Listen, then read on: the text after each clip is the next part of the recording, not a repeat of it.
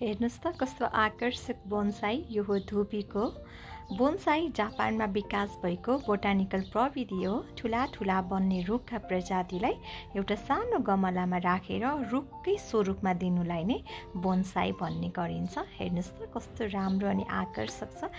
बोनसाईको हेरचाह गर्दा तपाईँको मन शान्त हुन्छ र मेडिटेसन र एकाग्रता बढाउन मद्दत गर्छ। बोनसाईको प्लान्टले प्रकृतिसँगको सम्बन्धलाई पनि बलियो बनाउँछ। यसले हावालाई शुद्ध गर्न पनि सहयोग गर्छ। अझ सहरमा बस्ने मानिसहरूको लागि बोनसाईले हरियालीको अनुभूति दिन्छ। एकदमै राम्रो हुन्छ। तपाईँले आफ्नो घरमा यो बोनसाई प्लान्टहरू राख्दाखेरि धैर्य र अनुशासनको अभ्यास पनि गराउँछ। यो बोनसाई प्लान्टले लिएर आउने होइन त आफ्नो घरमा। यदि तपाईँलाई चाहिएको छ भने अर्डर गर्न सक्नुहुनेछ।